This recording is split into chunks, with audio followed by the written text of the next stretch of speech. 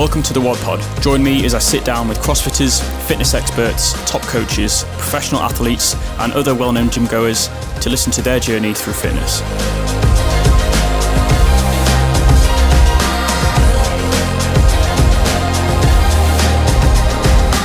In this episode, I'm joined by Greg Anderson, a standout athlete on the Scottish national karate team, a Commonwealth Champion with podium finishes on the Series A circuit. We dive into Greg's journey from stepping into the dojo for the first time to competing on the international stage. We talk about the mindset required to perform under pressure, the sacrifices behind success, and the lessons karate has taught him both inside and outside of the competition. Enjoy this one. Let's have it. Greg, welcome to the podcast. We are on Series 4, Episode 4. How are you doing? How's your weekend been so far? Yeah, all good, thank you. Thanks for having me on. Any training yesterday? No, I'm slightly injured at the moment, so I've just been coaching, but the last week I've had to take off because of a small injury to my quad. So fine. Okay, so not a major injury? No. Just a week off. 1 week off post-competition, and then back to it from tomorrow. Cool. Series 4 of the WOD Pod is sponsored by WOD Powders and OnYa, which is a online merch platform, and Tenzing Energy. Got a couple of flavours. Pick your drink of choice. We've got pineapple and passion fruit, or peach and melon. You can choose. I'll go pineapple and passion fruit. Cool. Let's get a bit of a good bit of ASMR with the crack. There we go. Honest review. First try.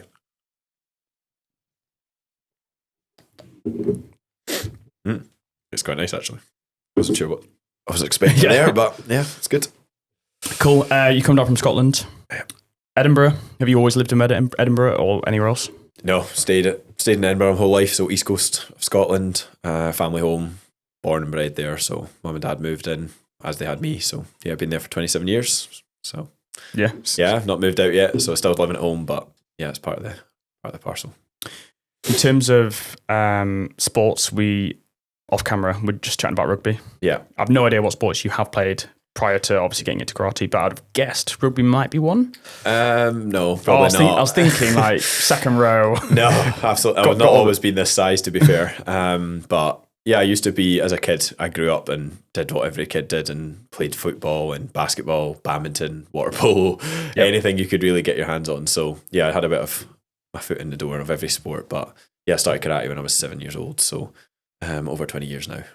And from 7 onwards, was that always the priority sport, or were there other sports that you were playing alongside that you potentially may have gone into? Yeah, so I was actually, I played for Hearts, like academy football team, and I was the goalie for many years. And I kind of went to the summer camps and, played for the local teams as well. And then I kind of thought, everyone wants to be a footballer. And then karate was my worst sport, I'd probably say, looking back. Don't know why I stuck with it, but it seems to have paid off, so we're getting better, which is good. But I think it was definitely one of the things that being in goals, I broke my wrist 1 year and I was like, it's fine, I'll come back from it. And then the same injury happened on my other wrist the following year, and at that point I was like, football's not for me. And then eventually I just got rid of all the other sports and ended up sticking with karate. There was just something about it that I wanted to stick with. So did you break your wrist saving a I landed on it. Yeah. Oh, so you landed on your wrist. Yeah. So I saved both times. Both times. Okay. At the Hearts Academy in the summer. So I went away to play with them, do the training camp over the summer, and then broke my wrist. And then they invited me back the following summer, and I broke the other wrist. And I thought, this is it. I'm done. You were definitely committing to the save there by the sound of it. Exactly. Yeah, that's it. Or I was just crap at landing and breaking my own bones. So yeah. How did you get into karate then? So obviously, you said you got into it when you were 7, but was that by chance? Was it? Yeah, my head coach, Chris Ewan, who I'm still with, my trainer at the moment, so at my club. So he was at my primary school, just offering like taster sessions, and I started going. He kind of did our class, and I quite enjoyed it. Took the leaflet and went to the local community centre, and then I guess the rest is part of the journey from there. So, at what point, did you get told, or did you realise that it was going to become a bit more of a career rather than a hobby? I imagine at 7, you're doing it for fun, aren't you? Yeah. Was there a certain moment, or were you a certain age where you thought, okay, I'm going to take this seriously now?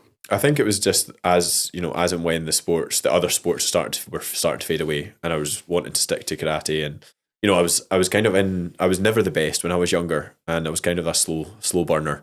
And I didn't really have any real success till I was kind of a success, depending on the international level, until I was at 20 years old. So, it's a long time to have went through, watching teammates come, be successful, and then leave even. So I was still there. I'm still there now. So, I think that was probably, I don't think there was a spark moment of saying, yeah, this is it, I'm going to do this for life. But I think it's just the fact that it is still a hobby to me. Like, I still see it as a hobby. And as we were just discussing before we started, like, I do work full time. So being a full-time engineer and being academic, I've always still had karate as a hobby on the sideline.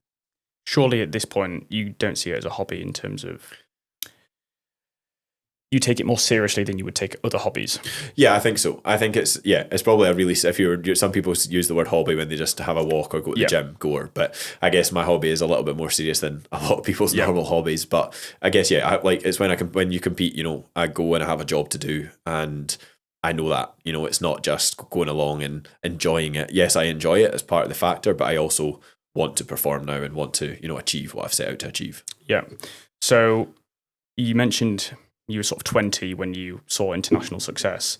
Yeah. Going from age 7 to 20, what were you doing, say, 15, 16? At that point, was it still very much training?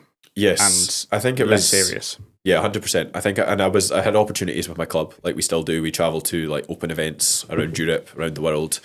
And, I was starting to see results on these stages, but I had never had that one thing that everybody, when you start to get to the age of being eligible to fight for Scotland, which is 14, I'd never had that call up yet, if you want to call it that, or that opportunity, because there was always somebody maybe better than me, or I wasn't quite at the right level, and that was fine. Looking back now, I can say that was fine, but in the moment I was like, well, why am I not, why is it not me yet? Why am I not? And I just thought, I will keep going, and every year I'd put my name forward, I'd go to selections, and then I'd get knocked down, and I'd get knocked back, and I'd get rejected again, from 14 all the way to 19. And then the year I turned 20, in 2018 was the first year that I was selected, and a lot changed in that time. Over 15, 16, 17, I was obviously going through my secondary school, higher exams, and then moving into university. So it was it was a big balance between all of that as well. And in 2018, I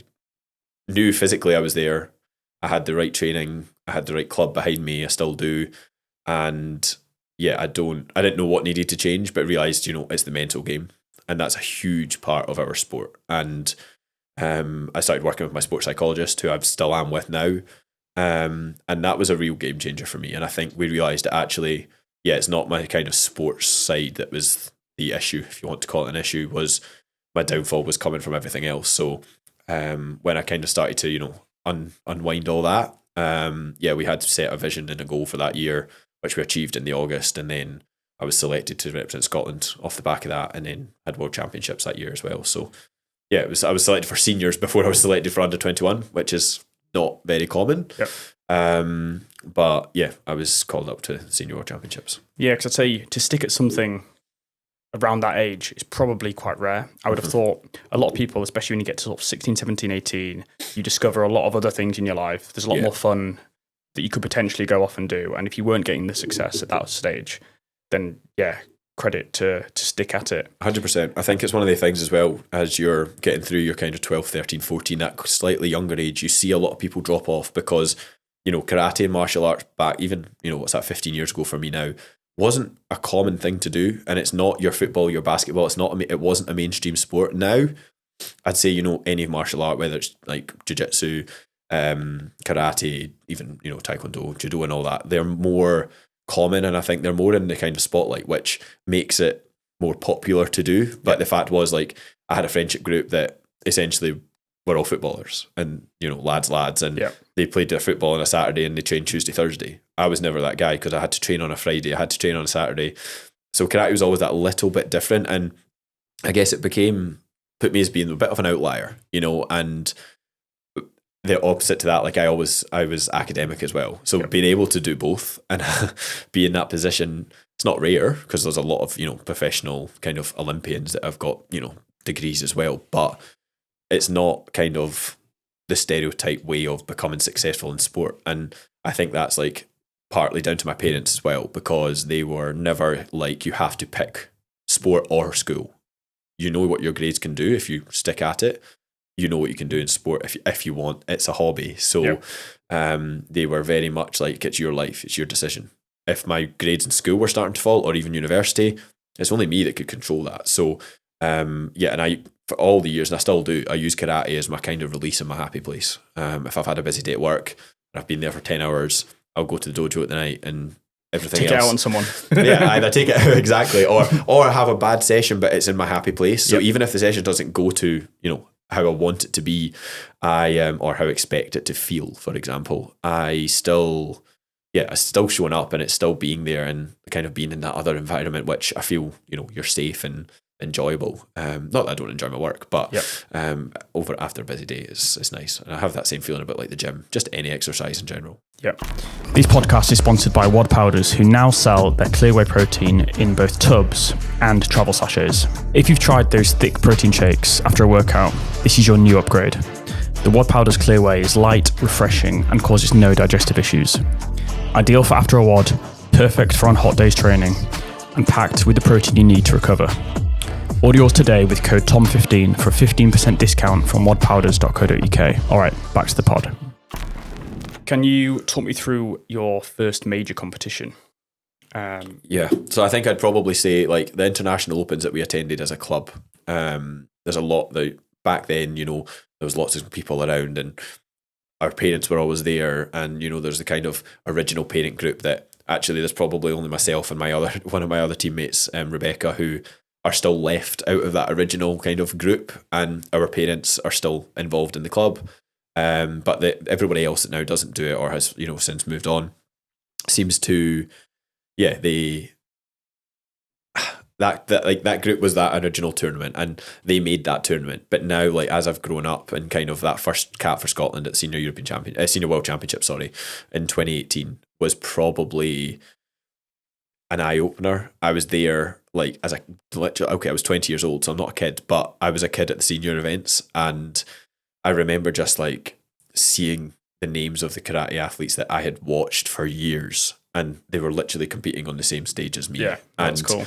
Like, I was still that guy that was going around being like, can I get a photo with you, please? So like, I still see it now, and I'm like, oh, why did I do that? I'm like, that's so embarrassing. But back then, in the moment, it was just that, like, and I went out there with no expectation. I didn't know what to expect, and I knew physically I was in the right place. Mentally, I had worked with my psychologist then for, it'll be 11 months, because it was in November, the tournament. And yeah, it was, I got to quarterfinals of my first Senior World Championships. So it was like, a big thing, to have all these rounds and, the positive feedback from the coaches. And I felt that was kind of my first foot in the door within the Scotland national team. And yeah, since then, in the November, the month after, we had another under-21 World Cup event. So that's what they used to be called. They're now called Youth Leagues. But the World Cup, and I won that. That was in Venice. Had 6 good matches there. So, it was starting to kind of put together results at the top level. Yep. And I think that kind of first initial few months of that transition really sticks with me.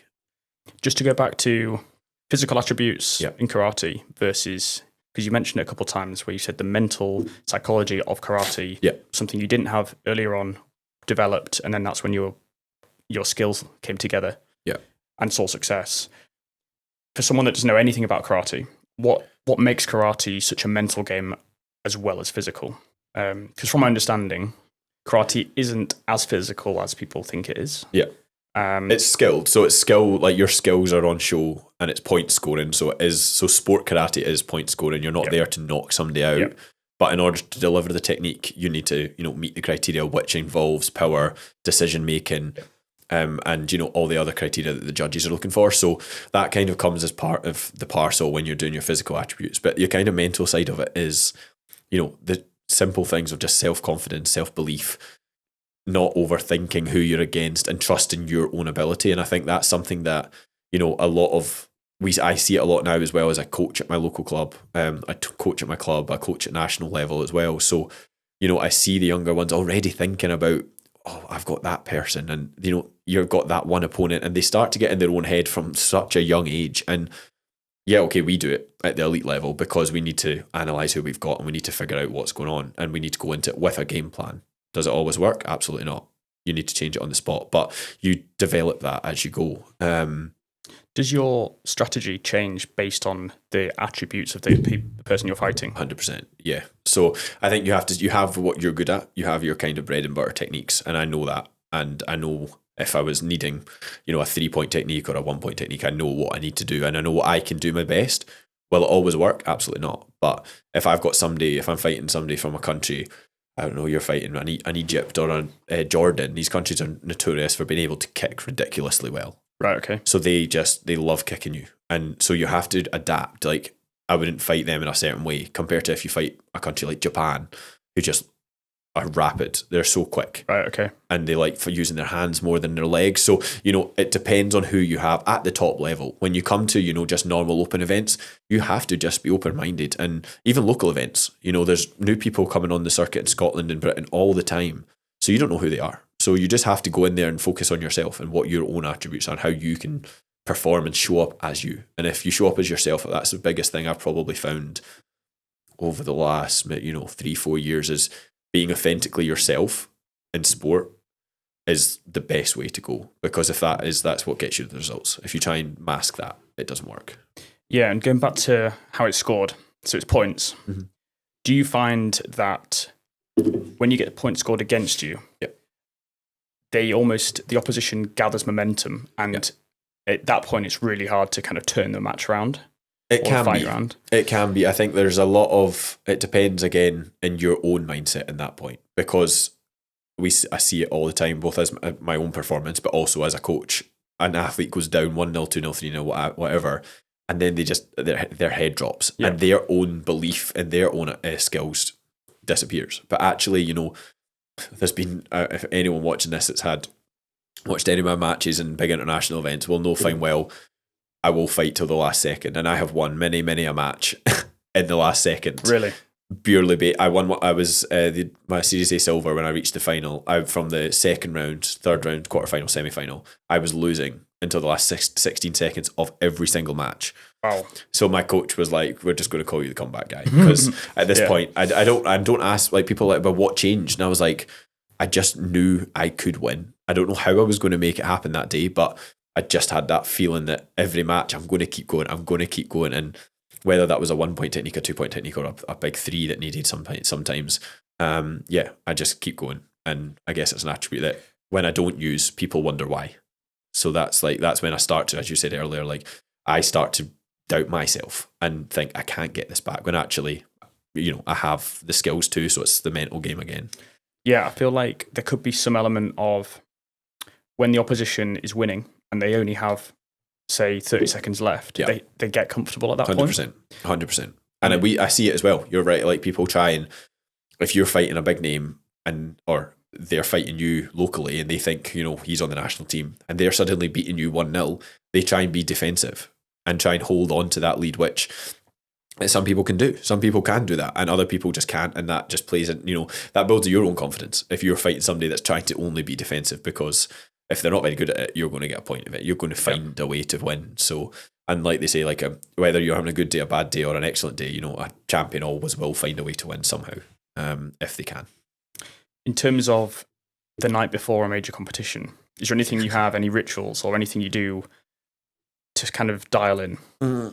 Probably not. I'm an absolute nightmare the night before a competition. Right. Still, ask my mum if we're sharing a room, or like my brother, or any of my teammates. Like I am an absolute night. I get just with nerves and the kind of the night before, or draws. When draws are out, like draws come out, they're done online, so they just randomly appear. So you have to have a look at them, and you don't know who you've got until that moment. So the night before, I try and stay calm.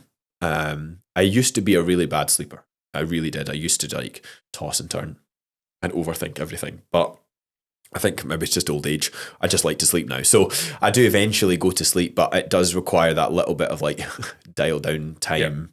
Yeah. And that's it really. I don't like to overthink having a ritual, because I know some people prefer to journal, some people listen to certain songs, and I think like a slow night and a slow morning the next day is my preference, because it just allows you to then enjoy it. You're not rushed, you're not worrying about other things, and there's no external factors. And I know as cliche as it sounds, but like you can control what only you can control. So like I can't control the draws, and you can't control, I don't know, what's available at the local restaurant when you're having your dinner. So why, put yourself under that additional pressure of finding these things when actually you can just sleep well, eat well as best as you can, like as you normally would, and then get up and perform to your best of your ability the next day. All right, legends, pause for a sec, because I have a game-changing brand I have to tell you about. The OnYa app is a complete merch solution from design to production to fulfillment. If you're having a gym full of merch or being out of pocket for bulk orders, which impacts cash flow, you don't have to lift a finger. OnYa handles all the fulfillment. Your members simply place their order online and they'll ship directly to them. Contact Dan from OnYa to get set up with your very own personalised merch store for your business today. Visit the website onyaapp.io for more details.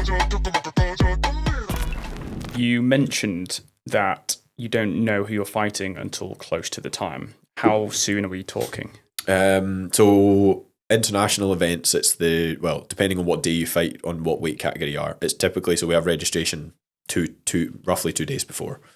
So if you're a lightweight, you'd be 2 days, so you'd find out a registration that evening, the draws come out, and then it's 2 days later, the lightweights fight, 1 day later, the heavyweights fight. So it's the day before. Is the idea of that so that you don't have time to prepare for your opposition, or it's just the way they run the competitions? Right. If I'm honest, I think it's just you have to, because we have weight categories, so we have to be present at registration. Yep. We have to make the weight category, and then they have to make sure everyone's in the right one. Then they hit the go button and they all appear. So, and it's all computerized just now anyway. So right. So is it a case of then you fight people and progress? Yes, correct. So it would go knockout. Knockout. Yeah. Right. Okay. So at most open events, it's knockout. At the Premier League events, it's like the Champions League. So you do it's like pool. It's like a pool system. Yep. So you fight everyone in your pool. Top one goes to quarterfinals, semi-finals, and so on. So you're guaranteed a couple of matches there, compared to your kind of Series A's international open events, unless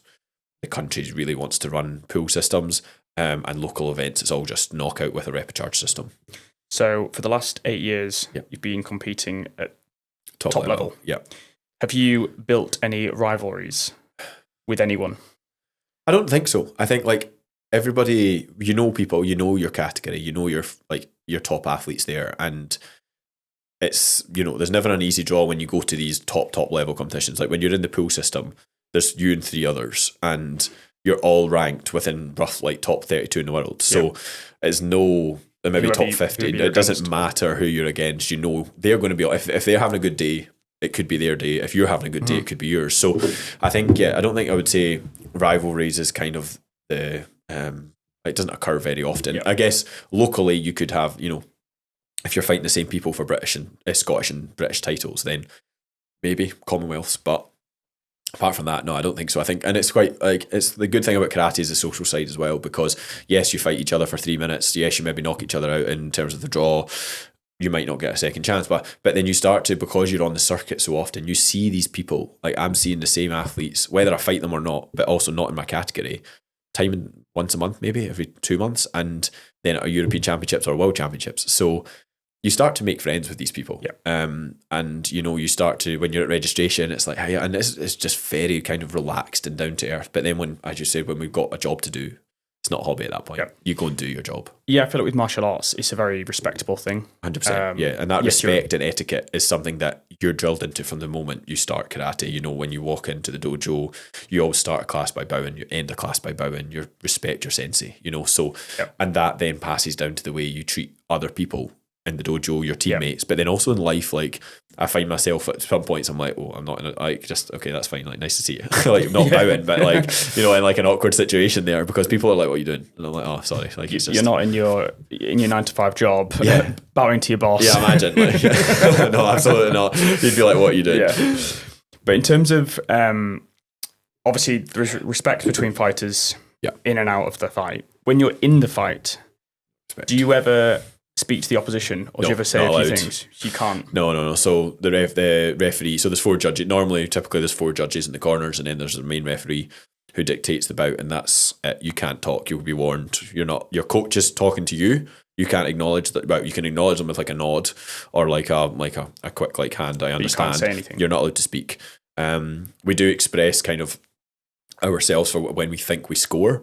And it's called ki, so like we shout, you'll hear, like you see it in taekwondo and stuff as well, like they think they score, you make a noise, so that's allowed. Obviously that's like your showing fighting spirit. But in terms of like actually being like, oh, get off of me, you're not no, you're not allowed to speak to each other at all. Yeah, because I've always thought they've never done that, and I thought there must be a reason why. That makes sense. No talking, you'll get warned. In terms of international level, do you feel like you've now got good at dealing with the pressure, or is it exactly the same as how it was, or what have you done differently to manage the pressure at international level?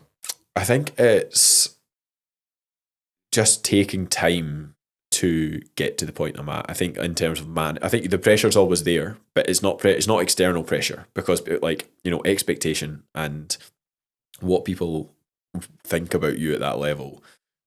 My psychologist will be watching this and probably thinking, this is rich coming from you. But like you can only control what you can control. So the pressure that I feel to compete is because I'm putting on myself. It's not like the pressure from my mum or my brother or my coach. They're all backing me no matter whether I win, lose, or doesn't matter. So I think, dealing with it is just how you deal with yourself, which is similar to what we spoke about earlier, kind of like what do you do the night before? What do you do in preparation for the week before, And then how do you deal with it afterwards as well? Because if it doesn't go to plan, then do you, beat yourself up about it and let that affect you for weeks? Or do you accept it, reflect on it, and then move on? And I think that's something that takes time. And sometimes I'm really good at it. And sometimes I really do just go in the huff. And I think that's absolutely fine, because that's what happens at elite level. And it's not just karate, you see that at all sports. You see the Winter Olympics has just happened and people have stormed off because in the heat of the moment, they're disappointed. They're gutted in themselves because they've trained for 4 years for the Olympics. But if we don't perform during a 3-minute match, we're like, oh, well, that was a waste of time. And you come off with the negative thoughts, but it's actually, people know, depending good, bad, or indifferent, don't talk to me. So in terms of visualization, do you have any signature moves? Because I've seen a few of these head kicks. Yeah. Obviously, long levers. Yeah, it does. I think, my kind of my left leg hooking kick, which comes around the back of the head, is probably one that has got me out of bother more times than I'd probably like to admit, because it's a 3-point technique. So it hits the back of the head, and if you deliver it correctly. So people are kind of expecting that at some point from me. Whether it always lands is a different story. It depends on how I'm performing myself. But I think it's just one of the things that that kind of kick. And then obviously I've got long arms, so a long front hand is kind of the other kazam. How else do you score 3 points? Takedown. Okay. So take down, back of the head kick. 2 points? Any kick to the body, so front or back, and then hand technique, body or face is 1. Yeah. And then a takedown and a finish, so you have to finish that. You have to punch them on the floor. Right. Okay. And then any form of kick, so it can be front or back, just any head kick. It's 3 points, and then any body kick, front or back, it's 2 points. Because the back of the head kick must be harder than the front to the head kick. So it just depends on what, like, it's not based on difficulty. So if you're really good at a more difficult kick, like a spin kick, you don't get extra points. I know you get extra points in like Taekwondo for executing it, but we just, if our criteria of like delivery is still kick the same. To the head, no matter how you do it. Kick to the head doesn't matter. Yeah, as long as it's got like, you're not just flinging a leg up. It's got actual like skill to it, and it's got your fighting awareness, your kind of ability to recover. You're not putting yourself in danger. All these other things that you have to kind of part of the execution of the technique. So that's a 3-point technique.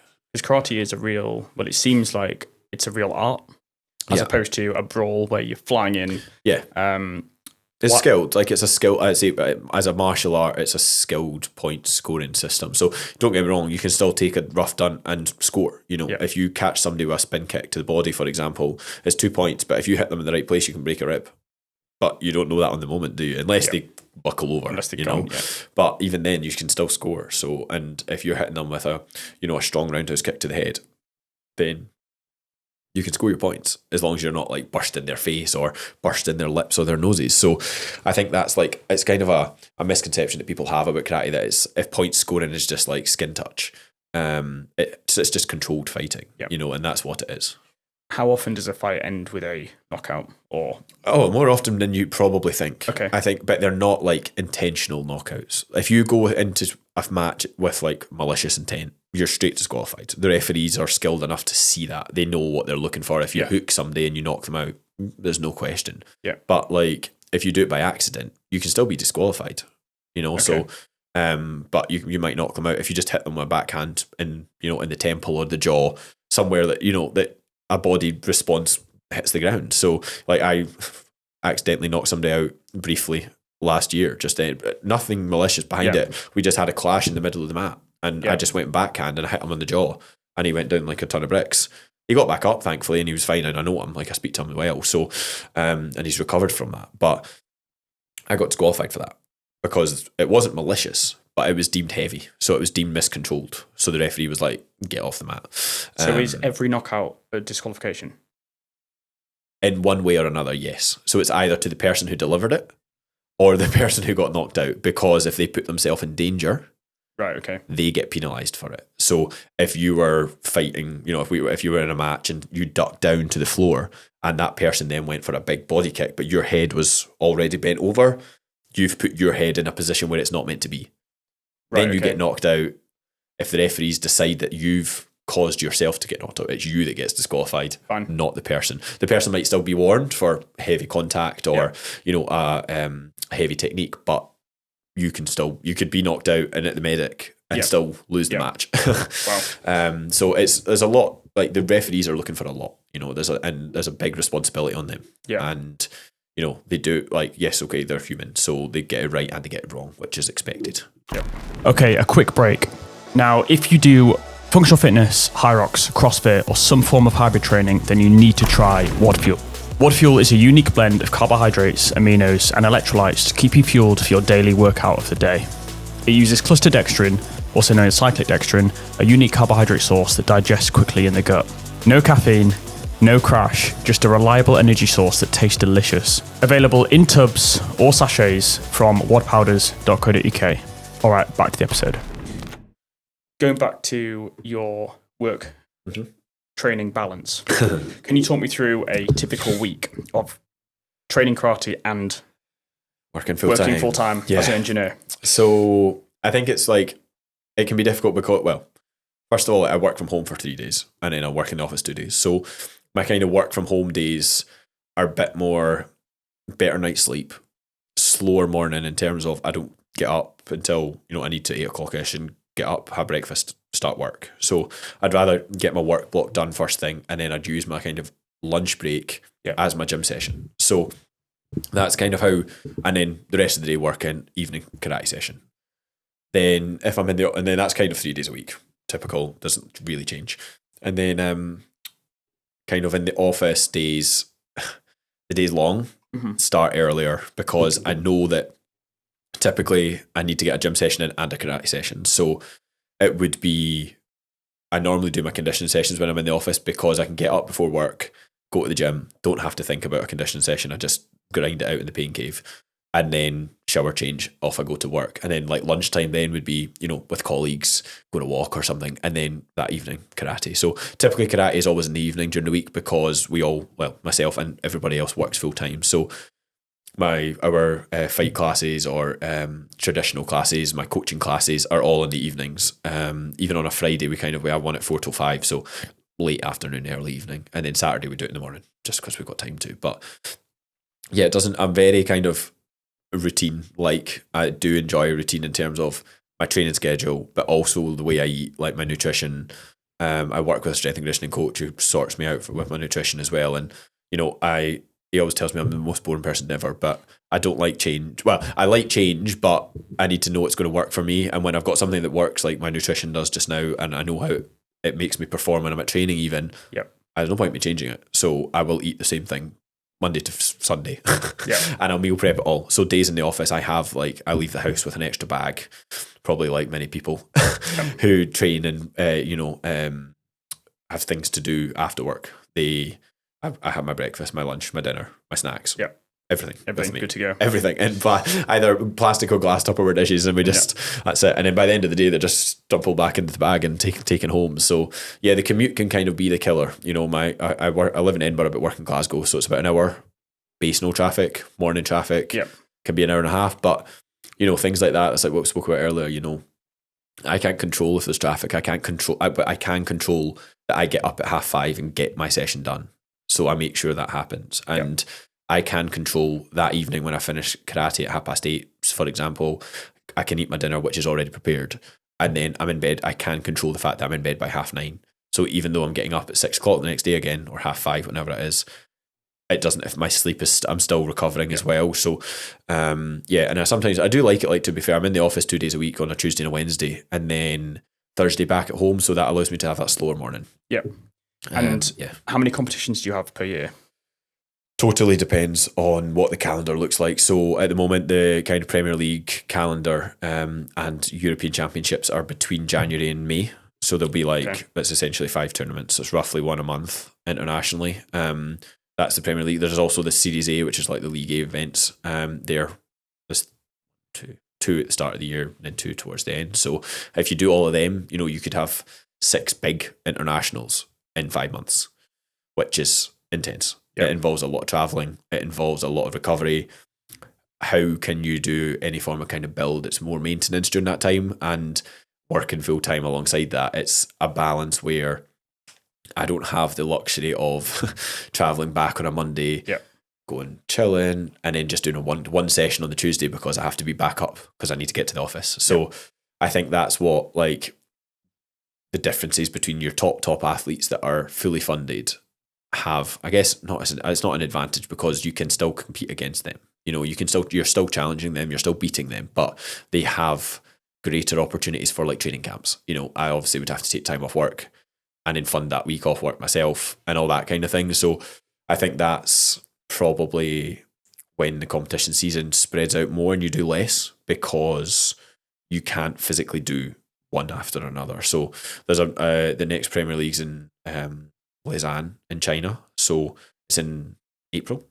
I'm not going because the European Championships are in May, so I'm just going to miss out the Premier League in April, which is fine. There's no compulsory. If you enter, you enter. It's your choice. So I'm going to miss the one in China and then go European Championships in May and then Premier League in June. So it kind of works out, better for me that way. And I think that's just how you and that's obviously only internationals. It doesn't include all your local events. Your there's Grand Prix that they do in Scotland. There's 4 a year, and then we have open events in England and nationals. Commonwealth is this year, so Glasgow holding the Commonwealth Games. So home games for that, which will be a good one. Good. And when's that? November for us. So karate is recognised by the IOC. We're not directly involved in the Olympics because of just upper politics than away from athletes, but we're also recognised by the Commonwealth Association, whatever they're called. And then, but because again we have our own games as well as the games, we get the same medals, we get the same kind of idea as the Commonwealth Games, but there's a reduced games in Glasgow this year, isn't it? Because it was meant to be in Australia. So we're not in July and August. We're holding our games in November. So anyone listening that wants to come, it's in Glasgow, come along. So competition months, will you train less or train more? Karate will continue to peak. We were hitting our 3-4 sessions as a team, every week. And then gym sessions I'd try and just maintain. So whether it's one conditioning and 2 strength, or maybe just 1 and 1, even as small as that, if I'm back-to-back competitions, because it's all about, I need to recover, but I also need to keep my level at a certain level. So you don't want to dip one or the other. And, it's like once June's over, I potentially won't have a competition. There's nothing in July really for me at the moment, and then, or August. So I'll have a time where potentially I'll up my gym sessions. I'll go 4, maybe 5, but my karate sessions might go down to 2 or 3. Right, okay. Yep. And then I'll balance my load that way. Out of the elite level, how many is self-funded? And how many? Unsure. Okay. Unsure. I think when you look at the world rankings, you could guess. I think it's hard to say because some of these countries that are, especially in Europe and around the world, if you're involved in things like the Navy or the Army or the police, that's your career. You're almost given the opportunity to do that full time. But you get to do karate full time, but you're registered through them. So we see that quite a lot. We see athletes representing the police or representing the Army out with on social media, but they're representing their national team at competitions. Yeah. So that's not an option. It's a bit of a loophole, that. Yeah, it is 100%. So yeah, I'm not sure. Well, all British athletes are fully self-funded. Right. There's no one. I didn't know if there were certain nationalities that were majority self-funded, or if you always thought, these guys are always unsure. Okay, fully unsure. I think in Britain for sure we're all self-funded. We've got no government funding in Britain. Yeah. All right, team. A quick pause because Series 4 of the WOD Pod is sponsored by Tenzing Energy. You know we're all about moving better, training smarter and feeling sharp, and that's exactly why Tenzing is our go-to. It's clean, plant-based energy inspired by the Himalayas. No artificial junk, no weird crash, just a smooth, natural lift. Whether you're hitting a WOD or just trying to survive your morning, crack open a can of Tenzing and feel the difference. Which competition win has been one of your highlights and why? Yeah, I think that's. I think it would probably have to be my first Series A medal, which was my first senior World Karate Federation medal on the circuit. Just because of what had kind of gone on previously to that. So that was January 2022. So obviously the world was shut down for nearly 2 years before. Yep. During that, there was the Olympic cycle for Tokyo. So I was involved in Team GB then. I went to the qualification tournament in Paris, having not been able to train because I didn't have a sports exemption up here. Politically, some people would have preferred to have an English athlete over me, but I was higher in the rankings, so they had no choice. Really, I had to be the representative, and then trying to get prepared for that. Really, I didn't think before. Sites like West, but I didn't really think the Olympic qualification tournament, everyone's like, oh, you had a chance to go to the Olympics, like you must have been gutted. And in the moment I was like, no, like it was just an opportunity, and I was like, I didn't expect it. So I was like, this is a nice opportunity to go. And then afterwards I came back and I didn't qualify for Tokyo, and we were all unsuccessful, but we had a good championship with some athletes really, really close. So it was like, right, okay, cool. And then I went back to karate and, it was just, I had this like wave of like emotion and disappointment, really, really like hard hitting. I was like, why is this hurting so much? And I couldn't quite figure it out. I didn't really know. And it really made me wonder, like, is this the end? Like, am I done? I didn't know why I felt that way. And I actually, at that point, I'd say that was the turning point when I fell in love with fitness in terms of outside of karate. So you're doing kind of functional fitness events, and I did the Scottish Fitness Games, and kind of got involved in that. And the gym we trained at it sponsored us from a club S&C.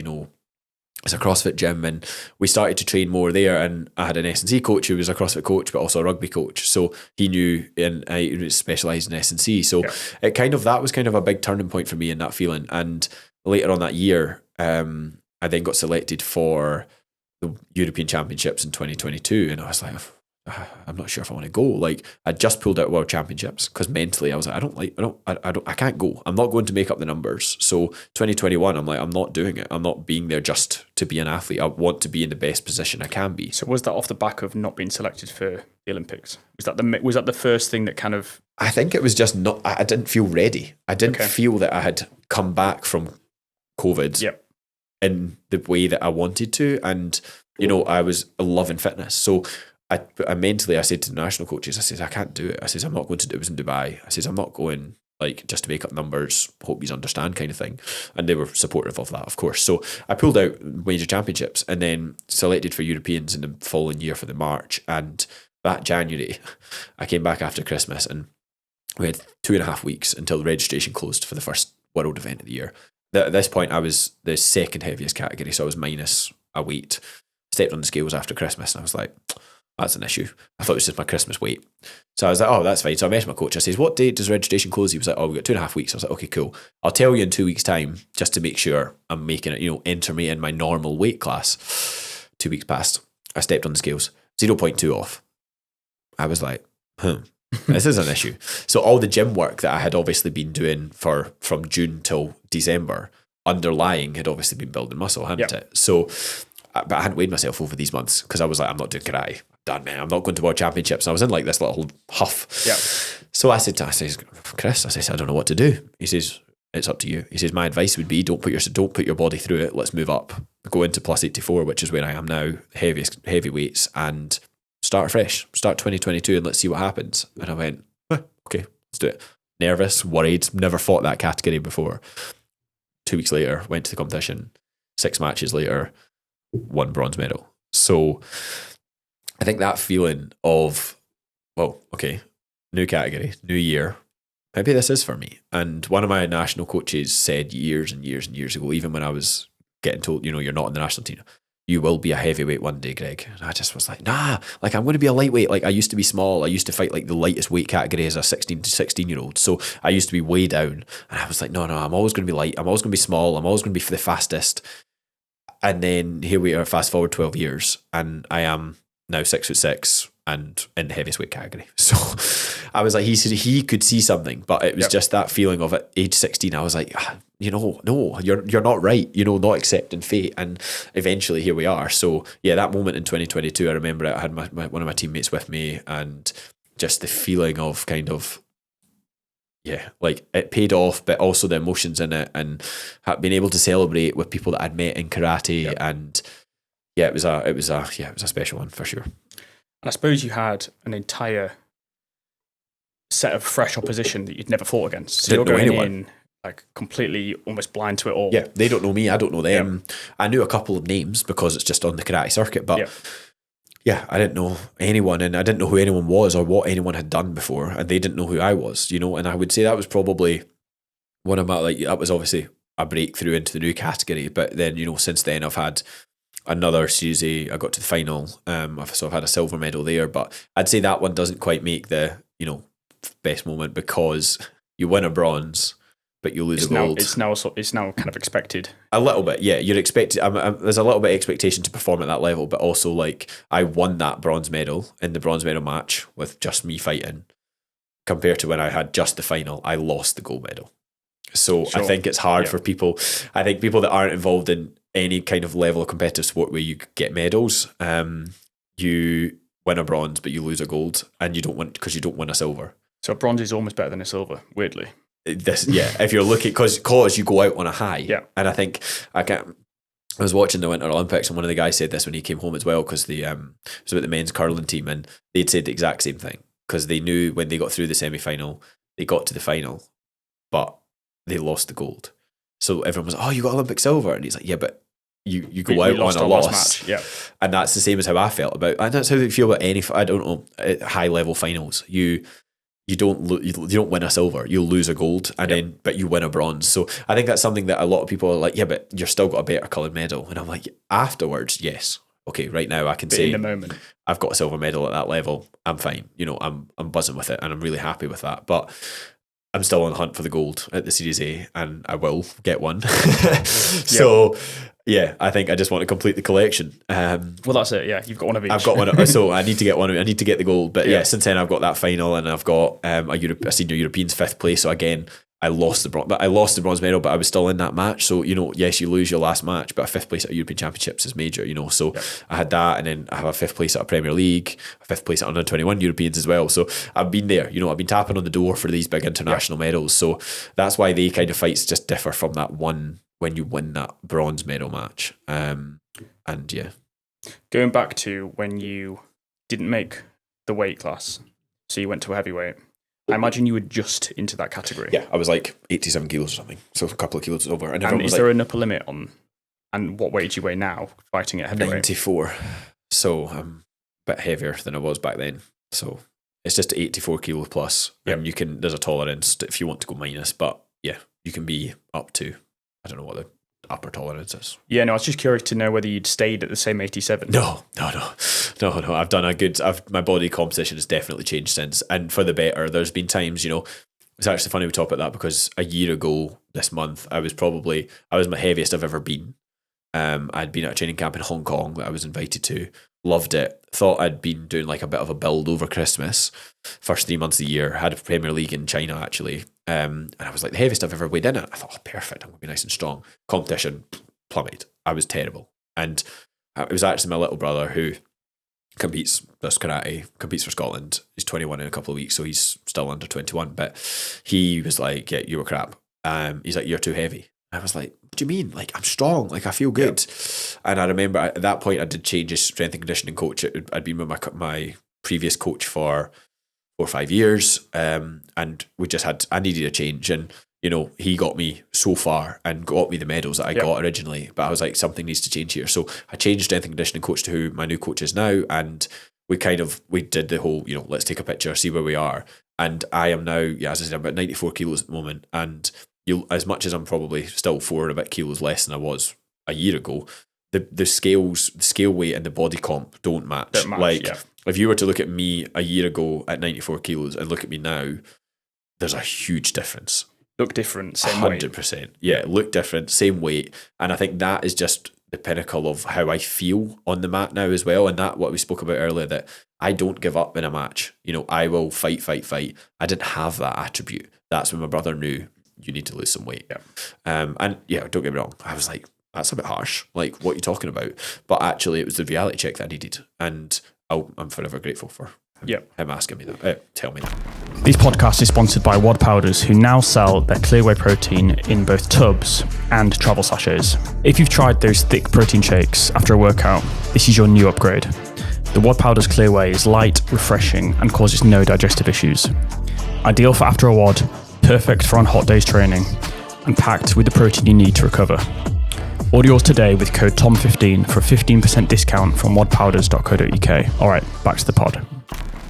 Going back to the Commonwealth. Can you talk me through your journey through the tournament? Yeah. Through the knockouts, what went well? What was the challenge? I think the Commonwealth was in 2024. So we have them biannually. So even though we're recognised, so they're not every 4 years, they're every 2 years. Right, so 2022 Birmingham, I was, you know, Scottish champion, British champion, and essentially not expected. There was tough people there. One of my best mates from England, who's now retired, Brandon, he was there. So, and we ended up drawing each other in the same half. So we knew we'd have to fight at some point. A good Canadian boy who had fought at the world ranking event where I took bronze in the January. So this was the September. And, you know, I went to Birmingham really excited with Team Scotland. We were buzzing, blah, blah, blah. But everything else in my life at that point, looking back, was not aligned for me to perform at that tournament. I had issues with friendships, issues with relationships, work was busy. Everything around there was just not good. And I lost to Canada first round. And I was like, he got to the final. So he beat my friend from England. So then I won a couple of the repechage system. Yep. Then I fought my mate Brandon for the bronze and I beat him for bronze. And I just felt that, like, yes, again, winning a bronze, but it wasn't what I wanted. So at that moment, after that tournament, I was like, Durban, South Africa 2024, I'm coming for it and I want my Commonwealth title. Yeah. So 2 years on, we would travel to Durban and there was, in the Commonwealth, you're allowed 2 per nation. So normally at like World Championships, European Championships, you're only allowed 1. Right. Okay. But Commonwealth, you're allowed 2. So that was myself and another member for Scotland, obviously different halves of the draw. Pre-competition was good. It was a small squad. My brother was there, a couple of my teammates. My coach, Chris, was there as head coach. So that was a bit, you know, he knew me. He knows what I can do. Yep. So my good mates from England were there. So they were all there as well. So it was a kind of, because of where it was, there wasn't a full squad of each team, but both Scotland and England had good teams. Yeah. So we ended up, I went through the rounds. I had a good few countries, like I can't even remember who it was at this point. Kenya, maybe at one point, India, Canada, XYZ. And then we got to the final, and my teammate from Scotland had also got to the final. So it was a full Scotland final. Oh, so my coach couldn't coach me because it was Scotland versus Scotland. And the standard of officiating, shall we say, wasn't as high level as it should have been, I would say, for the finals. So there was mistakes made by referees and points given when, you know, I wouldn't have said they met the criteria. So going back to when you said your coach couldn't coach you. Yeah. Could his coach? No. Basically neither coach. We didn't have a coach. So because we were both Team Scotland, we just, the decision was making no coaches. Right. So no, you don't have anyone there. So at this point, you know, and then the Scotland team, including my brother, can't be like, go Greg, go Harry, because we're together, we're one team. Yeah. So they were obviously trying to stay neutral. My English friends didn't know my opponent in terms of, they know who he was, but they're not really pals with him. So they are shouting on me. So there's this, and then obviously within the Commonwealth, when you get to the finals, you know, all these other countries start to support you and they want you to win if you've beat their guys. And, you know, there was everyone around this mat and we're scoring, and there's points going in. I'm getting in my own head. I was like, I'm not losing this final. But at one point, I was 5-0 down. And I was like, this is not going well. And eventually I got one kick back, scum hand techniques, one kick back, blah, blah. It finished, I was 12-11 down with 1.4 to go. And I launched myself off when the referee said go, and I scored a hand technique on, and I mean, they had to check the video and everything, and it was on the buzzer to make it 12-12. At that point, it goes to the next level of, so you either have the first person to score gets like an advantage, first point advantage, but he had lost that because he had taken a warning. So you can lose it in the last 15 seconds. It's one of the rules. So he lost that element. So I was like, right, we're 12-12 or 12-11 down. I need 1 point to get it to 12-12. It then goes to who scored the highest scoring technique. So if you score a head kick and they've scored all punches, you win because you've got a more complex technique. Yep. So I had scored 2 head kicks. He had scored none. So as soon as I scored that 1 point, I thought, that's it. It's done. I've won. The referee tried to blow his whistle to go to the referee's decision. I was like jumping on the mat, and he was like, you calm down. I was like, so eventually they had a wee discussion, and they were like, yeah, actually, new rule. He's got 2 head kicks, he wins. Awarded me the win. And like, I remember my English mates and stuff, we were talking about it this year, like just that feeling. I was like, I was going for gold, and there was no one stopping me on that day, even with the referee's decisions not always going my way in that final match. And my teammate and I were fine after. This is what we spoke about. Like, it was a good match in the end. But I was going to say, what a way to win a final in the last second. Milliseconds, literally. Like, I had nothing. But again, it was just everything. It had to be everything. And it was the same. Even a few years ago, in 2018, I was at the All Nation Championships in Leicester, so the World All Nations for our style of karate. And I was getting beat by Belgium 4-2 on the buzzer, and I kicked him in the head. He put a video review in to complain, saying it was after time.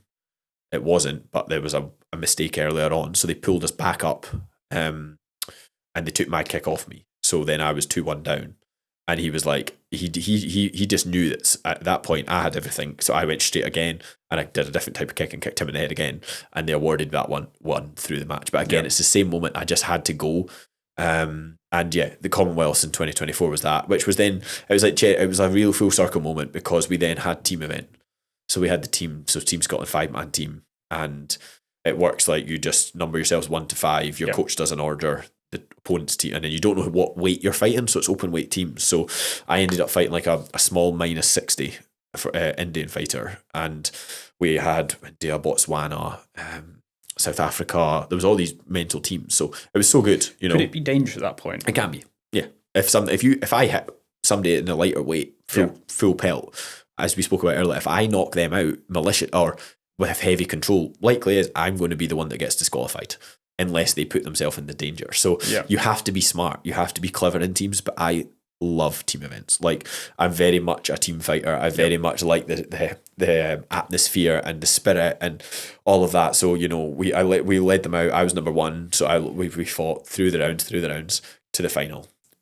South Africa in the final, so home nation. So we've got all of South Africa and the whole of the country. How soon was this event to your individual? Same day. So I couldn't even celebrate. Against Harry. Yeah, my mate. Yeah, beat him. Yeah, and then you're now in a team with him. Yeah, side by side. Another final. Into the other final, yeah. So it was really funny because they did the prelims of the team event, and then they did the opening ceremony for the tournament. So it's like before we did our team final.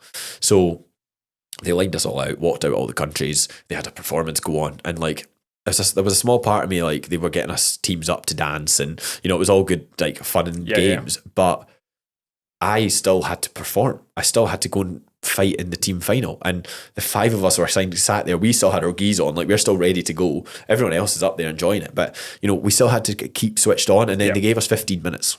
How generous! Once the opening ceremony finished, before we had to go for the final. So it was very much like, it was good to enjoy, but we still had one more job to do.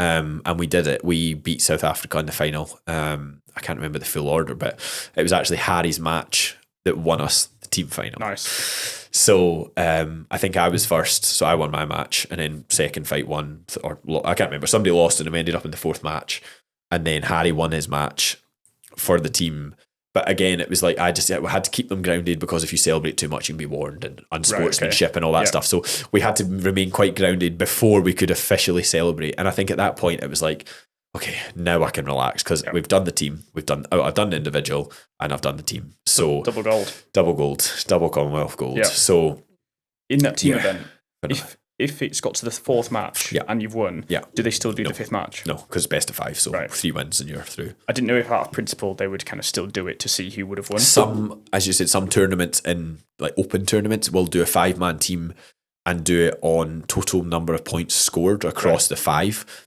to give every member a fight. But at the top level, it's best of 5. Best of those, So if you win 1, 2, 3, 4 and 5 aren't needed. So the team event was... It was something else. So we're going again, home nation this time. So that's November this year. November, Glasgow, Emirates Arena. And team, will it be the same 5? No. New 5? It'll be, to be fair, Harry still trains and doesn't compete at national team anymore. So it will be same 4 for sure. Okay. Well, it's not my selection. It's not up to me. But you think, Assuming all goes to plan, it should be they 4 of us plus a couple of others who are good additions to the team. And we can take up to 8 athletes, even though 5 only fight. So you can have 3 reserves, which means you can swap them in and out depending on if we've got a team of a country that brings all heavyweights. We'd probably want to save our lightweights to the side and bring in the big, all the heavyweights, and vice versa. If we end up fighting a team which is all lightweights, it's my worst nightmare. I hate fighting small people. I was just about to say, do you have a fight style that you don't like fighting against? Oh, the small people. They're just so nippy. They move so much. And because I'm so heavy, right, and I am agile for my weight, I don't fight like a typical heavyweight. I'm not like static. But when you fight somebody that's like 59 kilos, these guys are quick. It's like a heavyweight boxer fighting a lightweight boxer. Correct, yeah. However, if you knock them out, you'd get disqualified. It'd be like... Yeah, literally. So... It's one of the things that just feels that it's like, fighting the really lightweights it's not, I don't not like it, it's fun, but it's a challenge because they have to deal with me as well, though. That's the point. So they have to change their fight style. So they can't fight me the same way they would fight somebody their own weight, but I can't fight them the same way I fight somebody my own weight. So they would know that speed is going to be a bigger advantage to them. Correct. So they try and close the distance. But if I don't let them, how do they get in? Yeah. How do that plays into my favour? But if I then get too close, I'm playing into their favour. But then I'm also potentially playing into mine because of the length of my limbs, but then also because of the power I have. Yeah.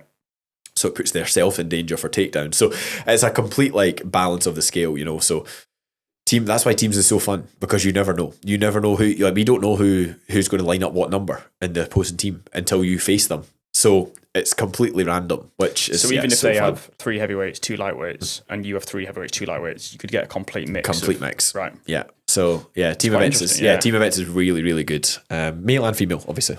We do separate sexes, but the females have teams as well, so it's the same idea. I think knowing that's how it works would make it way now I'm aware of that.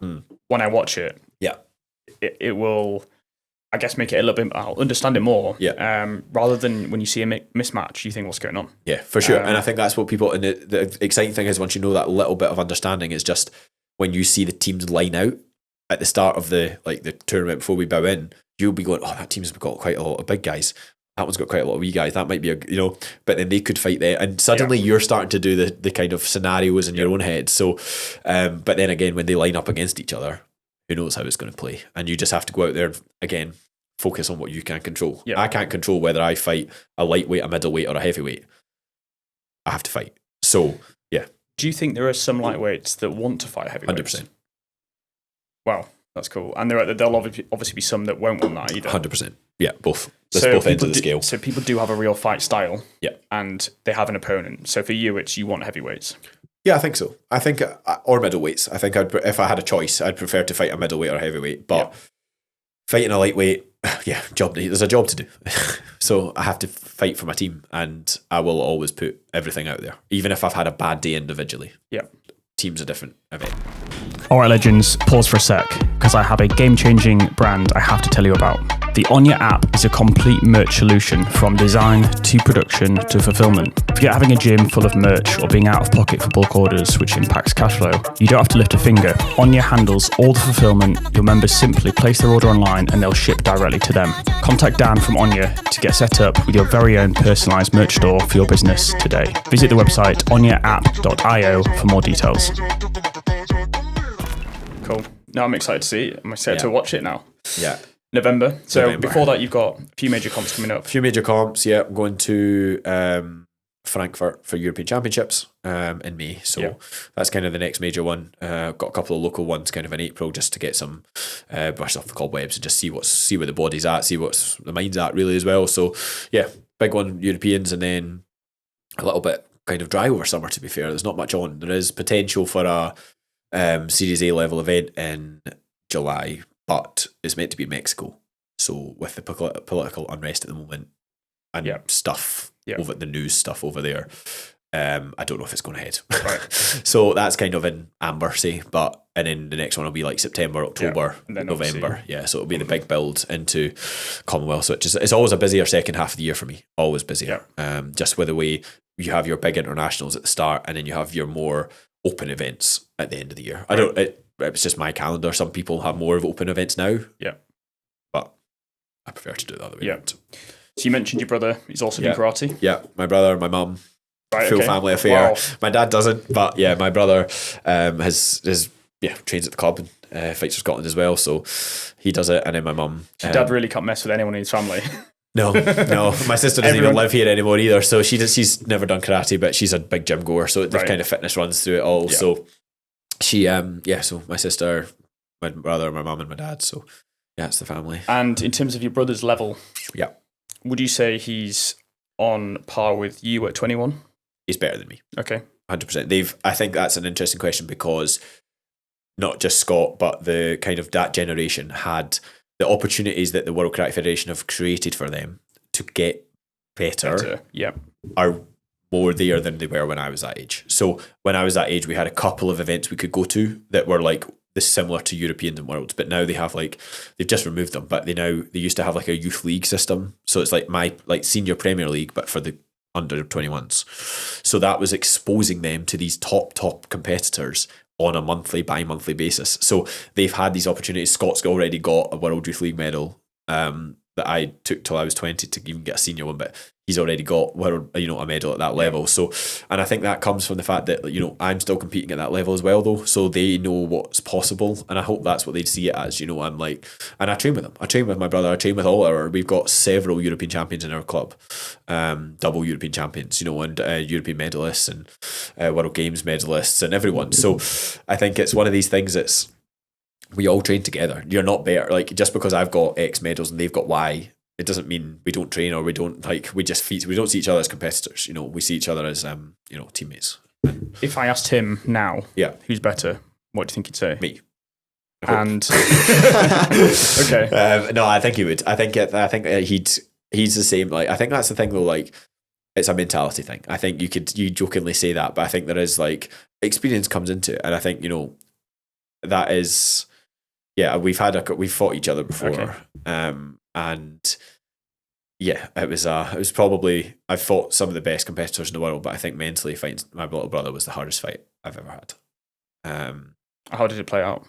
I won, but it was one of these events. It was a joint weight category, so minus 84. So he's the one just below me, and then I'm plus. So we normally don't mix. We're two different weights, but they did plus 75. So they merged the two heavyweights. There was 30 odd athletes, so it was fine. There was a big open category, but the draw came out. We were going to meet in the semi-final. And I was like, right, okay. And in my head, I kind of thought, we both have to get there first. So focus on that. Yep. Then we'll come across that when it comes to it. We both got there. And I thought, here we go. And for him, he was excited, but I think he would probably, if you were to ask him the same question, he'd probably say, he was nervous. I'm not sure. He doesn't show his emotions as much as me. I wear my emotions on my sleeve and show them. Why were you not excited for it? Because I felt pressure and expectation from everyone to win. Everyone expected me to beat him because he just turned 18 at this point. He was brand new 19. He was brand new into the realms of senior events. So he Yeah, I had that kind of... He almost had an advantage there. 100%. Because he had nothing to lose. And we train together and we know each other. And then there's the element of respect because it is my little brother, you know, and I didn't want to hurt him. I didn't want to catch him with something that if he put himself in danger and then I knocked him out or something. And I went into the mat, I won 2-1 and then came off. And one of my good mates from England was like, I remember it. He looked at me and he was like, well done. I said, thanks. He's like, Greg, I have never seen you so focused from before you started a match to the moment it finished. And I remember when he said that to me, I went, what are you talking about, Harry? Different Harry. And he was like, Greg, you've got senior medals and that you look like you're enjoying. He says that match, you looked like you were so locked in from the moment you walked on. And I says, I had to be because I know how dangerous my little brother can be in terms of his skill set. Like he can pull things out that, are just going to catch anyone. So I knew I had to be on it. And if they were noticing that, I was like, oh, I must have really dialed it up, Yeah. And I won the final and he won the bronze medal. So it was quite nice. We shared the podium, and he was in the team in the Commonwealths when we won. So we were standing side by side.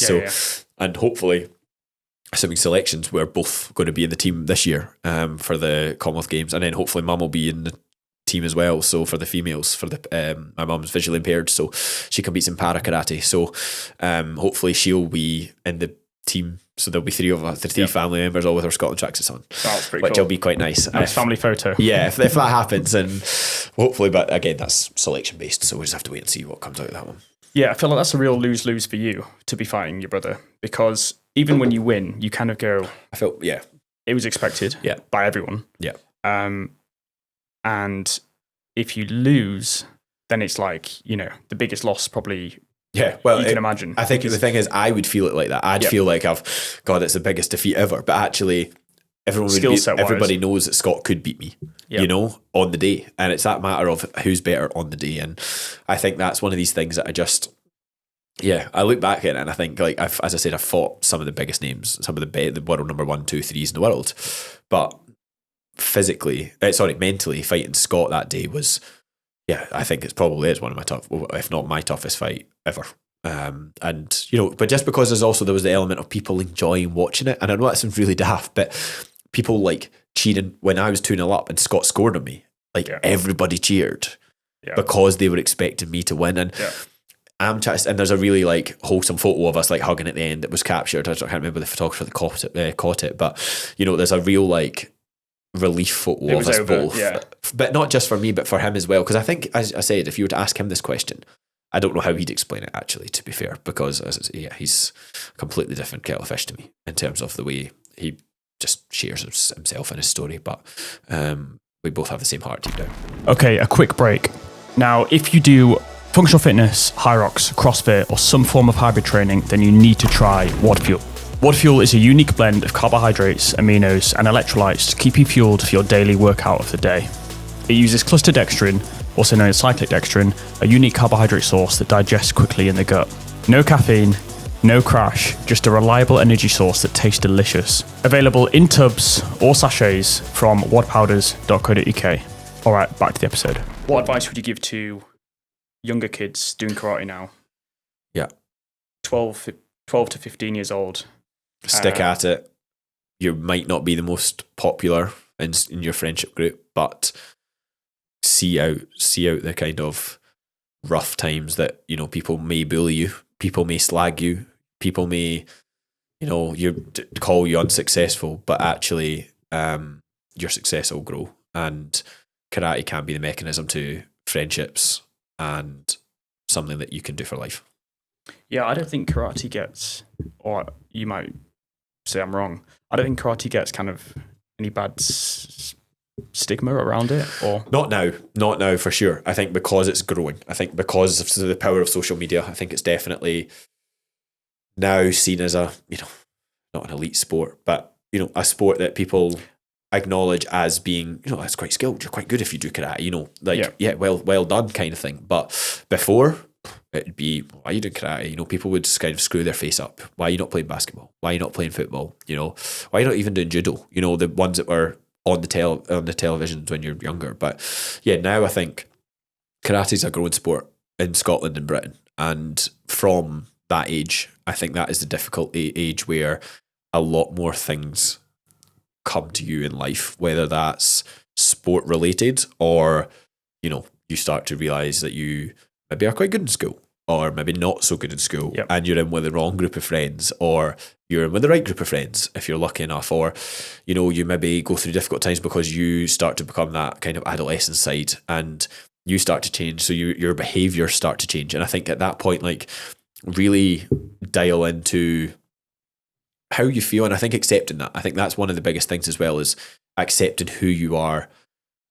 And I don't mean that in terms of just like, I am, you know, I shout at my parents, not like that kind of thing. I mean that in terms of, you know, accept that things aren't always going to go your way or the way you want them to go, but control what you can change them to be. And if you can control them to be a positive, then you're doing the right thing. What's karate taught you outside of actual competition? Time management, discipline, etiquette in terms of just belief, and I think respect. I think respect in the sense that, how to set boundaries is probably a big one as well that I've learned through karate, and through working with my psychologist, give or take. But boundaries of what I am capable of, what I can achieve, but other people might not like. And that's paid off in work, school, uni. You know, I may have always been the slight outlier and never really been that social butterfly when I was in first. I didn't live the fresher's life because I lived it all. I took a student loan and funded my karate career. You know, and I think COVID definitely flipped the world on its head, but obviously stopped sport. Didn't stop university, did it? So it was really a strange time that for me, just because it gave me the opportunity to focus on my academic career. I graduated with a first class master's in the end, and then picked back up sport to win a senior bronze, and it all kind of fell into place. But I think without that, I don't know where I would be. I genuinely don't know. And I think would you have dropped one possibly? I think I would have. Well, I realised I got my first D grade in university in one of the modules because I was so focused on karate, and that did definitely open my eyes. But I realised from what I've learned through karate, the discipline, that I can get that back up. You know, I can do that, and you can do both. I just didn't have it aligned then. And once I figured out how to get that alignment, we're good. We're good to go. Cool. Going to finish with goals for this year and obviously the future into work, engineering, and obviously karate as well. I think goals this year is definitely consistent performances at the highest level. And I think people will be like, well, what does that actually mean? And to me, because a solid performance will yield results. If I focus on my performance, I'll get the medals I want in the end. But I'm not going to come into it saying I'm going to win gold at X, Y, Z. So a solid performance at European Championships, Commonwealth Games. I think 90% of the world will be able to know what I'm going for, but there might be somebody that might that we can see how that one goes. So big performance there. Team Scotland. I want to do the double, if I'm honest. I say I don't focus on medals, but that one, we're coming hard as a home nation. And then going forward, I think like I'm 27, turning 28, so there's definitely I'm still young. I've still got a lot to give from karate side of things, and World Championships next year, so I've got to do qualification for that. So focus on that over the next couple of years, which is good. And then see where my kind of competitive career goes. I definitely will go into the elements of coaching and setting up my own club down the line, where I can give back all the experience that I've gained, all the life lessons that I've learned, and I can apply both into sport and life, and share that with the kids, and then eventually grow my own elite club one day. So that's kind of where I want to go over the next few years with karate. But and then academically, I want to become a chartered engineer. So working towards that by the time I'm 30. I've said that was my goal. I've told people that's going to be my goal. I've put it out there now to everyone listening to hear. So over the next kind of 2.5 years, I want to get my chartership, and then I'm not sure what happens next, but depending on balance. And that's pretty good. I think that's enough. I don't need to think any further. Any further ahead of that, and it all becomes a bit of a blur. So I have a 5-year, 10-year plan, but we'll wait and see. Wait and see what happens. Yeah, I think definitely it sounds like having your own karate club would be great, especially like I'd love it. with the family as well. Like the fact that your mum's doing karate and your brother. Yeah, exactly. And I think it could become a real academy for success. And, you know, I see, as you said, like that age of 12 to 15 I see so many talented athletes come into our club that we have right now, and some of them just open the wrong door and you lose them. And it pains me that we can't keep them, because you can't force them. That's the one thing I will say. You can't force kids, and parents have a big influence, and parents making them choose is also a big factor, which I guess, you know, we could talk about for an hour anyway. But yeah, it's good. No, it sounds good. Greg, thanks so much for joining me. No It's problem. been really Thanks for good. I having me know on. loads about karate now. So That's it. Ready. Start your own club. yeah. No, I'm going to be watching all your events coming Thank up, you. and obviously Commonwealth. So good luck for Yes, that. thank you. And thanks for joining me. No problem. Thanks for having me on. I hope you enjoyed that episode, and a huge thank you for listening. Make sure you're following the pod on Instagram. The podcast is sponsored by WOD Powders. That's at WOD Powders on Instagram. Please show some support to the pod by either sharing this episode with a mate or buying some supplements from wodpowders.co.uk.